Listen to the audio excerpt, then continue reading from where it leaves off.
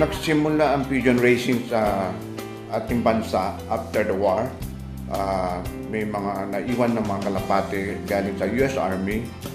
These are the racing pigeons na some fancier were able to acquire them. They form a group and later on they form a club, which is the PHA today.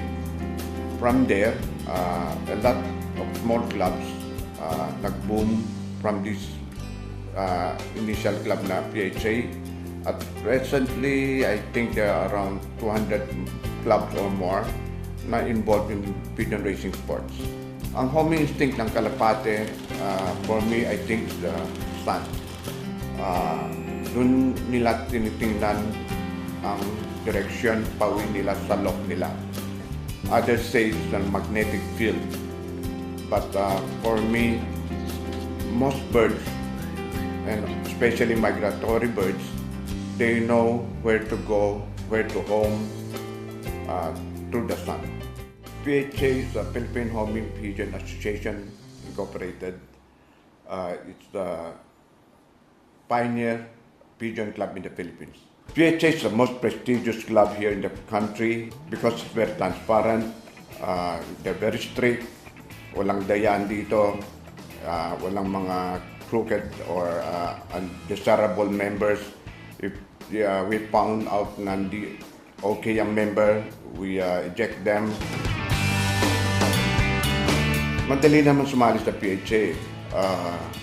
Just have one trustee or director na i-guarantee kayo, tapos you have to come up with at least 20 birds in your entries per season, and you have to have an electronic clock.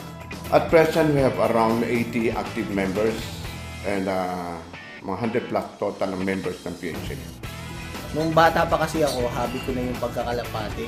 Siyempre, pagka naging member ka ng PHA, parang dream yan ng mga kalapatista. Nasa mataas na level pagka naglaro ka sa PHA. Iba yung sama ng PHA, tsaka iba yung kalidad kapag doon ka naglalaro. Maraming titingin sa'yo marami titingala sa'yo. Matuto kang mag-antay, darating yung para sa'yo. Tsaka kailangan matyaga ka doon sa hobby. Yung oras kailangan nakatuto ka.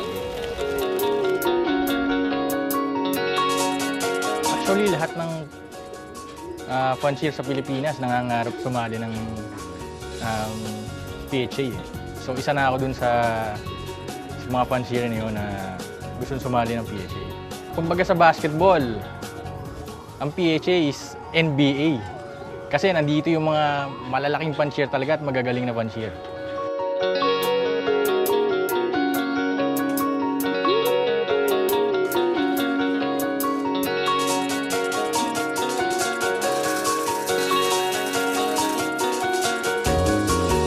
Bilang new member sa PHA, ako, nangangarap akong manalo sa race. Tulad nga ng sabi ng Big 3, pagdating sa PHA, lahat dito pantay-pantay pagdating sa race. Walang big lope, small lope, pantay-pantay pagdating dito. Dito, masusubukan natin at mapapakita natin ang galing ng ating alagang magaling.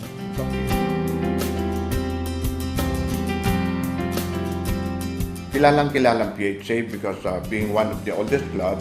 Second, it's very transparent, very strict ang mga directors. Walang dayan dito. Pag sinabi pinakawalan ng kalapati dito sa release point, siguradong doon i-release yun. The conveyor, the clock committee, the racing committee are very disciplined and strict. Never pa nagkaroon ng malaking anomalya sa PHA.